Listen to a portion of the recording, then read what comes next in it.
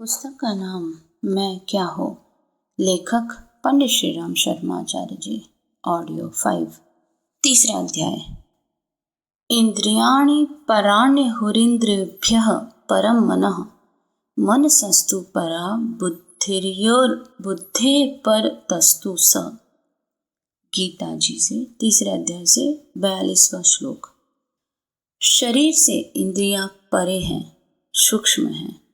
इंद्रियों से परे मन है, मन से परे बुद्धि है और बुद्धि से परे आत्मा है। आत्मा तक पहुंचने के लिए क्रमशः सीढ़ियां चढ़नी पड़ेंगी। पिछले अध्याय में आत्मा के शरीर और इंद्रियों से ऊपर अनुभव करने के साधन बताए गए थे। इस अध्याय में मन का स्वरूप समझने और उससे ऊपर आत्मा को सिद्ध करने का हमारा प्रयत्न होगा। प्राचीन दर्शन शास्त्र मन और बुद्धि को अलग अलग गिनता है।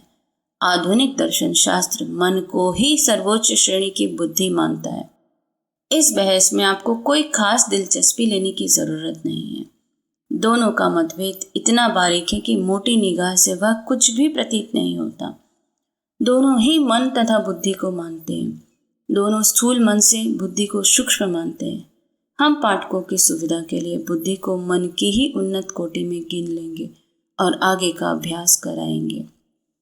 अब तक आपने यह पहचाना कि हमारे भौतिक आवरण क्या हैं। अब इस पाठ में यह बताने का प्रयत्न किया जाएगा कि असली अहम मैं से कितना परे है। वह सूक्ष्म परीक्षण है। भौतिक आवरणों का अनुभव जितनी आसानी से हो सकता है, उतना सूक्ष्म शरीर में से अपने वास्तविक अहम को पृथक कर सकना आसान नहीं है। इसके लिए कुछ अधिक योग्यता और ऊंची चेतना होनी चाहिए। भौतिक पदार्थों से पृथकता का अनुभव हो जाने पर भी अहम के साथ लिपटा हुआ सूक्ष्म शरीर गड़बड़ में डाल देता है। कई लोग मन को ही आत्मा समझने लगे हैं। आगे हम मन के रूप की व्याख्या ना करेंगे, पर ऐसे उपाय बतावेंगे जिससे स्थूल शरीर और भद्दे मैं के टुकड़े ले कर सको और उनमें से तलाश कर सको कि इनमें अहम कौन सा है और उनमें भिन्न वस्तुएं कौन सी हैं। इस विश्लेषण को तुम मन के द्वारा कर सकते हो और उसे इसके लिए मजबूर कर सकते हो कि इन प्रश्नों का सही उत्तर दे। शरीर और आत्मा के बीच की चेतना मन है। साधकों की सुविधा के लिए मन को 3 भागों में बांटा जाता है। मन के पहले भाग का नाम प्रवृत्त मानस है। यह पशु, पक्षी आदि अविकसित जीवों और मनुष्यों में समान रूप से पाया जाता है। गुप्त मन और सुप्त मानस भी उसे कहते हैं। शरीर के स्वाभाविक जीवन बनाए रखना इसी के हाथ में है। हमारी जानकारी के बिना भी शरीर का व्यापार अपने आप चलता रहता है। भोजन की पाचन क्रिया, रक्त का घूमना, क्रमशः रस, रक्त, मांस, मेदा, अस्थि, वीर्य का बनना, मल त्याग, श्वास प्रश्वास, पलके खुलना, बंद होना आदि कार्य अपने आप होते रहते। आदतें पड़ जाने का कार्य इसी मन के द्वारा होता है। यह मन देर में किसी बात को ग्रहण करता है, पर उसे जिसे ग्रहण कर लेता है उसे आसानी से छोड़ता नहीं।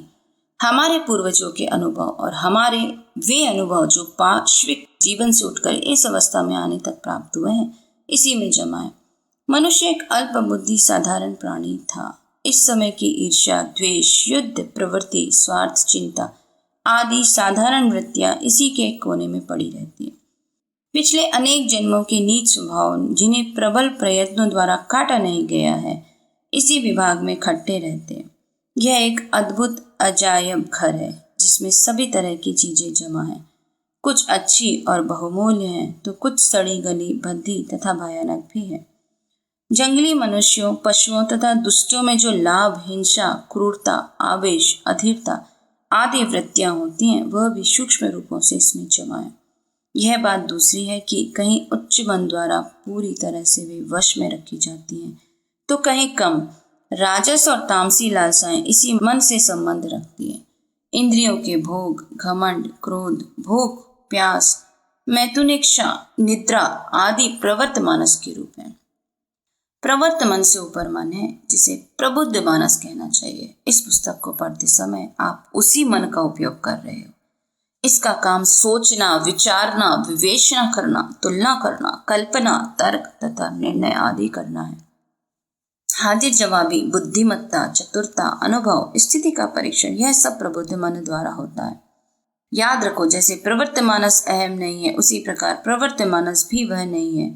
कुछ देर विचार करके आप इसे आसानी के साथ अहम से अलग कर सकते हो। इस छोटी सी पुस्तक में बुद्धि के गुण धर्मों का विवेचन नहीं हो सकता। जिन्हें इस विषय का अधिक ज्ञान प्राप्त हो, वे मनोविज्ञान के उत्तमोत्तम ग्रंथों का मनन करें। इस समय इतना काफी है कि आप अनुभव कर लो कि प्रबुद्ध मन भी एक आच्छादन है, ना कि अहम। तीसरा, सर्वोच्च मन का नाम अध्यात्म मानस है। इसका विकास अधिकांश लोगों में नहीं हुआ होता। मेरा विचार है कि आप में यह कुछ विकसने लगा है, क्योंकि इस पुस्तक को मन लगाकर पढ़ रहे हो और इसमें वर्णित विषय की ओर आकर्षित हो रहे हो। मन के इस विभाग को हम लोग उच्चतम विभाग मानते हैं और आध्यात्मिकता, आत्म प्रेरणा, ईश्वरीय संदेश, प्रतिभा आदि के नाम से जानते हैं। उच्च भावनाएं मन के इसी भाग में उत्पन्न होकर चेतना में गति करती।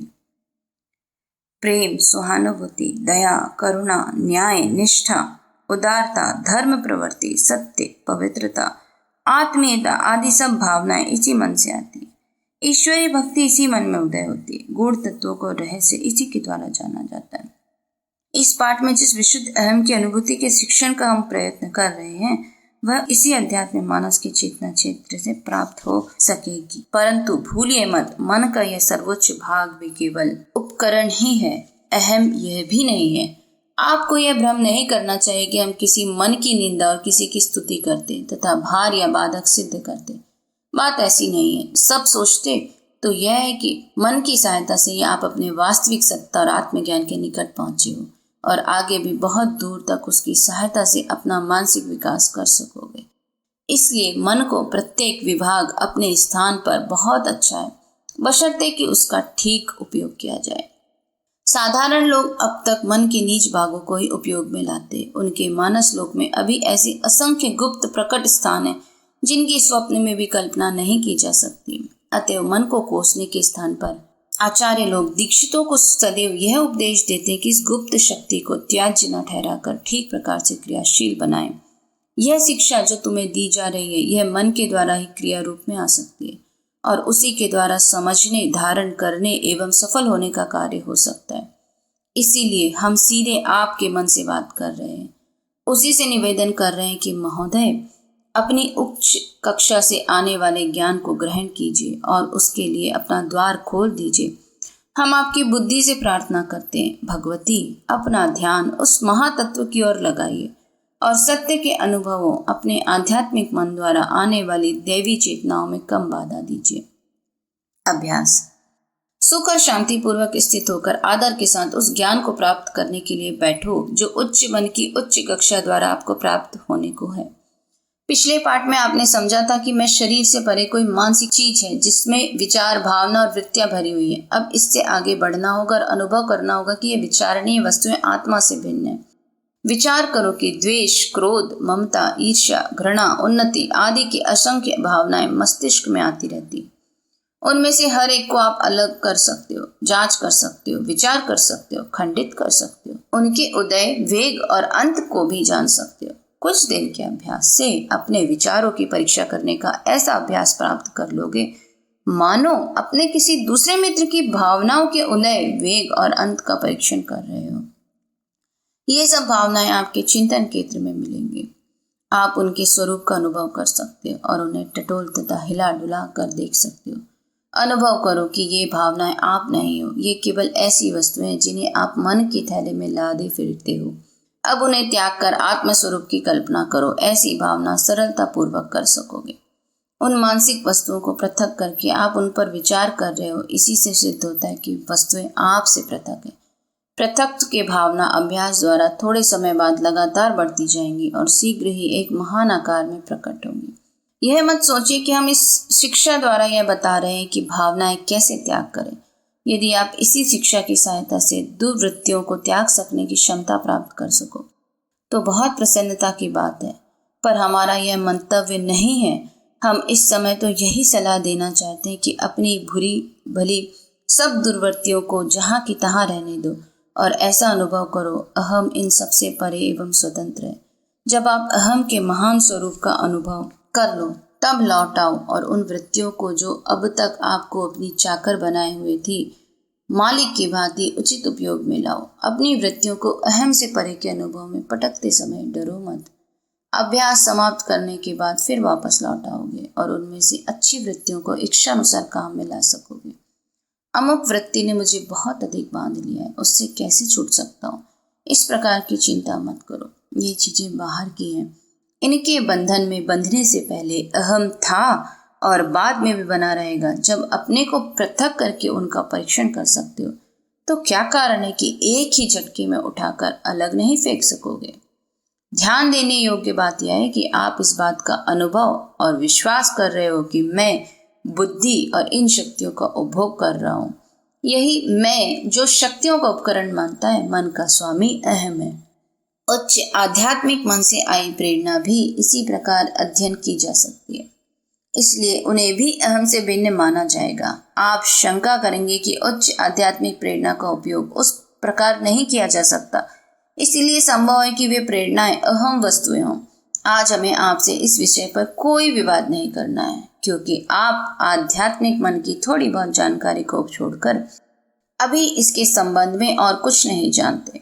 साधारण मन के मुकाबले में वह मन ईश्वरीय भूमिका के समान है।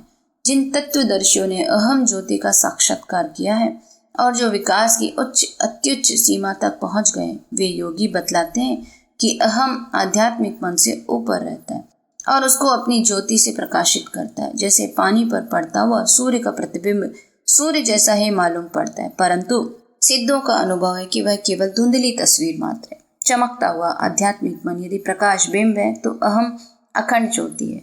यह उच्च मन में होता हुआ आत्मिक प्रकाश पाता, इसी से वह इतना प्रकाशमय प्रतीत होता है। ऐसी दशा में उसे ही अहम मान लेने का भ्रम हो जाता है। असल में वह भी अहम है नहीं। अहम उस प्रकाशमणि के समान है जो स्वयं सदैव समान रूप से प्रकाशित रहती है, किंतु कपड़ों से ढकी रहने के कारण अपना प्रकाश बाहर लाने में असमर्थ होती है। यह कपड़े जैसे जैसे हटते जाते हैं वैसे ही वैसे प्रकाश अधिक स्पष्ट होता जाता है। फिर भी कपड़ों के हटने या उनकी और अधिक मात्रा में पड़ जाने के कारण मणि के स्वरूप में कोई परिवर्तन नहीं होता। इस चेतना में ले जाने का इतना ही अभिप्राय है कि अहम की सर्वोच्च भावना में जागकर आप एक समुन्नत आत्मा बन जाओ और अपने उपकरणों का ठीक उपयोग करने लगो। जो पुराने अनावश्यक रद्दी और हानिकर परिधान हैं उन्हें उतारकर फेंक सको और नवीन एवं अद्भुत क्रियाशील औजारों को उठाकर उनके द्वारा अपने सामने के कार्यों को सुंदरता और सुगमता के साथ पूरा कर सको, अपने को सफल एवं विजयी घोषित कर सको। इतना अभ्यास और अनुभव कर लेने के बाद आप पूछोगे कि अब क्या बचा जिसे अहम से भिन्न न गिने। इसके उत्तर में हमें कहना है विशुद्ध आत्मा। इसका प्रमाण यह है कि अपने अहम को शरीर मन आदि अपनी सब वस्तुओं से पृथक करने का प्रयत्न करो। छोटी चीजों से लेकर उससे सूक्ष्म उससे परे वस्तुओं को छोड़ते छोड़ते विशुद्ध आत्मा तक पहुंच जाओगे। क्या अब इससे भी परे कुछ हो सकता है? कुछ नहीं। विचार करने वाला, परीक्षा करने वाला और परीक्षा की वस्तु दोनों एक वस्तु नहीं हो सकती। सूर्य अपनी किरणों द्वारा अपने ही ऊपर नहीं चमक सकता। आप विचार और जांच की वस्तु नहीं हो, फिर भी आपकी चेतना कहती है कि मैं हूँ। यही आत्मा के अस्तित्व का प्रमाण है। अपनी कल्पना शक्ति, स्वतंत्रता शक्ति लेकर इस अहम को पृथक करने का प्रयत्न कर लीजिए, परंतु फिर भी हार जाओगे और उससे आगे नहीं बढ़ सकोगे। अपने को मरा हुआ नहीं मान सकते। यही विशुद्ध आत्मा, अविनाशी, अविकारी, ईश्वरी समुद्र का बिंदु, परमात्मा की किरण है। हे साधक, अपनी आत्मा का अनुभव प्राप्त करने में सफल हो और समझो कि आप सोते हुए देवता हो। अपने भीतर प्रकृति की महान सत्ता धारण किए हुए हो, जो कार्य रूप में परिणत होने के लिए हाथ बांधकर खड़ी हुई आज्ञा मांग रही है। इस स्थान तक पहुंचने में बहुत कुछ समय लगेगा, पहली मंजिल तक पहुंचने में भी कुछ देर लगेगी, परंतु आध्यात्मिक विकास की चेतना में प्रवेश करते ही आंखें खुल जाएंगी। आगे का प्रत्येक कदम साफ होता जाएगा और प्रकाश प्रकट होता जाएगा। इस पुस्तक के अगले अध्याय में हम यह बतावेंगे कि आपकी विशुद्ध आत्मा भी स्वतंत्र नहीं वरन परमात्मा का ही एक अंश है और उसी में किस प्रकार ओतप्रोत हो रही है। परंतु इस ज्ञान को ग्रहण करने से पूर्व आपको अपने भीतर अहम की चेतना लगा लेनी पड़ेगी। हमारी इस शिक्षा को शब्द शब्द और केवल शब्द समझकर उपेक्षित मत करो। इस निर्मल व्याख्या को तुच्छ समझकर तिरस्कृत मत करो। यह एक बहुत सच्ची बात बताई जा रही है। आपकी आत्मा इन पंक्तियों को पढ़ते समय आध्यात्मिक ज्ञान की प्राप्ति के मार्ग पर अग्रसर होने की अभिलाषा कर रही है। उसका नेतृत्व ग्रहण करो और आगे को कदम उठाओ। अब तक बताई हुई मानसिक कसरतों का अभ्यास कर लेने के बाद अहम से भिन्न पदार्थों का आपको पूरा निश्चय हो जाएगा। इस सत्य को ग्रहण कर लेने के बाद अपने को मन एवं वृत्तियों का स्वामी अनुभव करोगे और तब उन सब चीजों को पूरे बल और प्रभाव के साथ काम में लाने की सामर्थ्य प्राप्त कर लोगे। इस महान तत्व की व्याख्या में हमारे ये विचार और शब्दावलीहीन, शिथिल और सस्ते प्रतीत होते होंगे। यह विषय अनिर्वचनीय है। वाणी की गति वहां तक नहीं है। गुड़ का मिठास जबानी जमा खर्च द्वारा नहीं समझाया जा सकता। हमारा प्रयत्न केवल इतना ही है कि आप ध्यान और दिलचस्पी की तरफ झुक पड़ो। इन कुछ मानसिक कसरतों को करने के अभ्यास में लग जाओ। ऐसा करने से मन वास्तविकता का प्रमाण पाता जाएगा और आत्म स्वरूप में दृढ़ता होती जाएगी। जब तक स्वयं अनुभव ना हो जाए तब तक ज्ञान नहीं है। एक बार जब आपको सत्य के दर्शन हो जाएंगे तो वह फिर दृष्टि से ओझल नहीं हो सकेगा और कोई वाद विवाद उस पर अविश्वास नहीं करा सकेगा। अब आपको अपने को दास नहीं स्वामी मानना पड़ेगा। आप शासक हो और मन आज्ञा पालक। मन द्वारा जो अत्याचार अब तक आपके ऊपर हो रहे थे उन सब को फड़फड़ाकर फेंक दो और अपने को उनसे मुक्त हुआ समझो। आपको आज राज्य सिंहासन सौंपा जा रहा है। अपने को राजा अनुभव करो।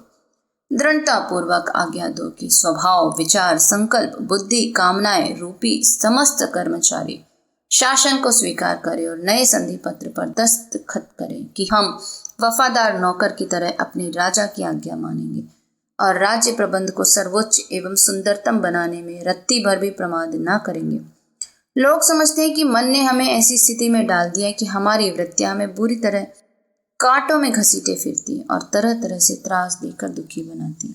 साधक इन दुखों से छुटकारा पा जाएंगे क्योंकि वह उन सब उद्गमों से परिचित है और यहाँ काबू पाने की योग्यता संपादन कर चुके हैं। किसी बड़े मिल में सैकड़ों घोड़ों की ताकत से चलने वाला इंजन और उसके द्वारा संचालित होने वाली सैकड़ों मशीनें तथा उनकी असंख्य कलपुर्जे किसी अनाड़ी को डरा देंगे। वह इस घर में घुसते ही हड़बड़ा जाएगा। किसी पुर्जे में धोती फंस गई तो उसे छुटाने में असमर्थ होगा और अज्ञान के कारण बड़ा त्रास पावेगा। किंतु वह इंजीनियर जो मशीनों के पुर्जे पुर्जे से परिचित है और इंजन चलाने के सारे सिद्धांत को भली भांति समझा हुआ है, उस कारखाने में घुसते हुए तनिक भी न घबराएगा और गर्व के साथ उन दैत्याकार यंत्रों पर शासन करता रहेगा जैसा एक महावत हाथी पर और सपेरा भयंकर विषधरों पर करता है। उसे इतने बड़े यंत्रालय का उत्तरदायित्व लेते हुए भय नहीं अभिमान होगा। वह हर्ष और प्रसन्नता पूर्वक शाम को मिल मालिक को हिसाब देगा। बढ़िया माल की इतनी बड़ी राशि उसने थोड़े समय में ही तैयार कर दी है। उसकी फूली हुई छाती पर से सफलता का गर्व मानो टपक पड़ रहा है।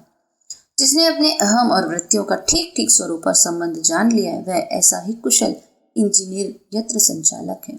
अधिक दिनों का अभ्यास और भी अद्भुत शक्ति देता है। जागृत मन ही नहीं, उस समय प्रवृत्त मन, गुप्त मानस भी शिक्षित हो गया होता है और वह जो आज्ञा प्राप्त करता है उसे पूरा करने के लिए चुपचाप तब भी काम किया करता है जब हम दूसरे कामों में लगे होते या सोए होते। गुप्त मन जब उन कार्यों को पूरा करके सामने रखता है तब नया साधक चौंकता है कि यह अदृष्ट सहायता है, अलौकिक करामात है। परंतु योगी उन्हें समझता है कि वह आपकी अपनी अपरिचित योग्यता है जिसमें असंख्य गुनी प्रतिभा तो कभी आप में सोई पड़ी है। संतोष और धैर्य धारण करो। कार्य कठिन है पर इसके द्वारा जो पुरस्कार मिलता है उसका लाभ बड़ा भारी है। यदि वर्षों के कठिन अभ्यास और मनन द्वारा भी आप अपने पद, सत्ता, महत्व, गौरव, शक्ति की चेतना प्राप्त कर सको तब भी वह करना ही चाहिए। यदि आप इन विचारों में हमसे सहमत हो तो केवल पढ़कर ही संतुष्ट मत हो जाओ। अध्ययन करो, मनन करो, आशा करो, साहस करो और सावधानी तथा गंभीरता के साथ इस साधन पथ की ओर चल पड़ो। इस पाठ का बीज मंत्र, मैं सत्ता हूँ, मन मेरे प्रकट होने का उपकरण है। मैं मन से भिन्न हूँ, उसकी सत्ता पर आश्रित नहीं हूँ। मैं मन का सेवक नहीं शासक हूँ। मैं बुद्धि, स्वभाव, इच्छा और अन्य समस्त मानसिक उपकरणों को अपने से अलग कर सकता हूँ। तब जो कुछ शेष रह जाता है वह मैं हूँ। मैं अजर, अमर, अविकारी और एक रस हूँ। मैं हूँ।